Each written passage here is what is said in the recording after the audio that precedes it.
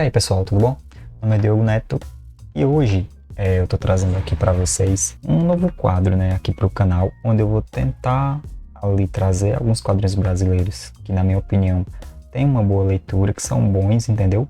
Para estar apresentando para vocês, para que a gente possa estar conhecendo, né, aí um pouco mais do que existe, né, de leitura aqui de autores brasileiros, tá bom? Espero que vocês gostem. Era algo que eu já fazia antes, né, lá no Instagram, com alguns posts, alguns comentários sobre alguns quadrinhos que eu achava interessante trazer, porque dentro aqui do nosso país tem muito quadrinista bom, entendeu? E muito trabalho de graça, como é o caso aqui na Fliptruck. Tem hoje em dia acho que centenas de quadrinhos, alguns com uma finalização, um jeito de fazer muito profissional, e isso é muito bom, né, para o crescimento do quadrinho nacional, tá certo?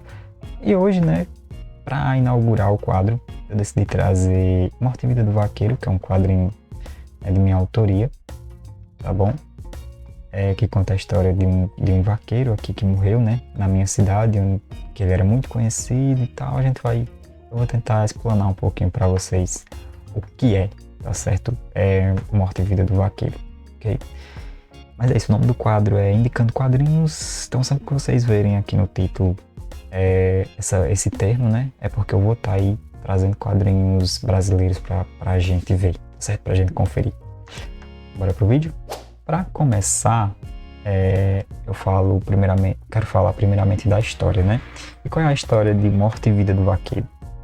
Essa HQ conta a história de Raimundo Jacó, tá certo? Que foi um vaqueiro muito conhecido aqui na nossa região, que morreu assassinado no seu trabalho, tá certo?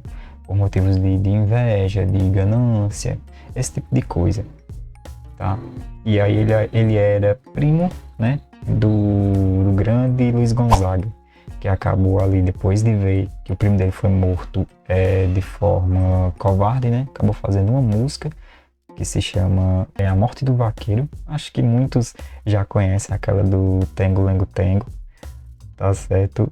E foi o que deu inspiração para eu fazer o título também, né, do quadrinho, Morte e Vida do Vaqueiro. Porém eu quis, né, acrescentar o termo vida para dar mais como é que eu posso dizer, mais alegria, né, para dar algo mais vivo, né, ao quadrinho. Eu acho que ficou interessante esse título, sim, Morte e Vida do Vaqueiro. Ficou legal, tá? Mas a história é essa, ele não era... ele não nasceu aqui, ele é da cidade de Exu, se eu não estiver enganado, tá? E se mudou pra cá pra poder trabalhar como vaqueiro, né? Pra quem não sabe o que é um vaqueiro, ele seria um cuidador de animais, certo? Responsável por cuidar do gado, da fazenda, esse tipo de coisa, tá? A história se passa em 1954, né? Que era um período ali em que essa cultura do vaqueiro era muito forte, era uma das principais profissões, eu acho, tá? Meio que todo mundo ali trabalhava um pouquinho de vaqueiro, né? Eu sou neto de vaqueiro, meu avô era vaqueiro, a vida inteira foi vaqueiro, tá certo? Eu também tenho esse quadrinho, né, como uma forma de homenagear todos os vaqueiros também aqui na minha cidade, porque é uma cultura muito forte, tá bom?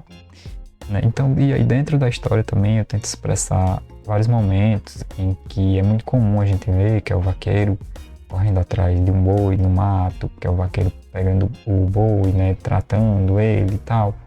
Esse tipo de coisa para poder deixar, né, o quadrinho um pouco mais real, tá? Mas a história é basicamente essa, em Morte e Vida do Vaqueiro, tá? Alguém que se destaca, porque ele era considerado quase como que um vaqueiro místico, tá? E que o melhor amigo dele tem inveja dele e acaba assassinando ele, né, por conta disso, tá? Mas o principal objetivo mesmo era contar a história do Raimundo Jacó, tá? Tentar trazer para essas novas gerações um pouco da nossa cultura, né? De como ela é viva, de como ela é real aqui no nosso país, no nosso município, no lugar onde a gente vive, tá certo? Agora, um segundo ponto que eu queria falar é sobre a arte, entendeu? De Morte e Vida do Vaqueiro. Eu tentei fazer um traço comum, como eu sempre faço mesmo, aquele traço com mais linha clara, entendeu? E aí com algumas chapadas de preto, né? Que como vocês estão vendo, tentei equilibrar aqui também, tentei colocar um preto aqui no meio da caatinga também para dar uma equilibrada, entendeu? Porém, eu não me acho tão bom, né, com chapadas de preto, com esse jogo de preto e branco. Eu acho que às vezes fica faltando mais preto, sabe? Acho que eu não sei equilibrar muito bem, tá certo? Essa forma, né, de desenhar quadrinhos aí.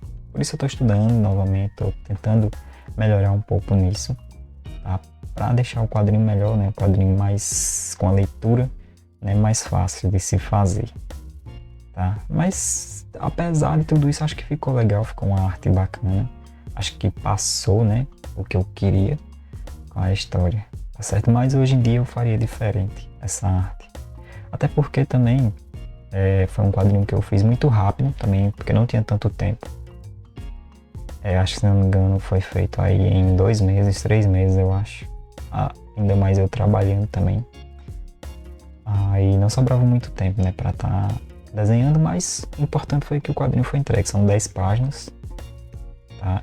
E acho que ficou legal, né, no fim das contas. E um grande destaque é que eu coloquei as páginas em cinza, justamente porque eu tava sentindo que eu não coloquei preto suficiente, né, nas páginas.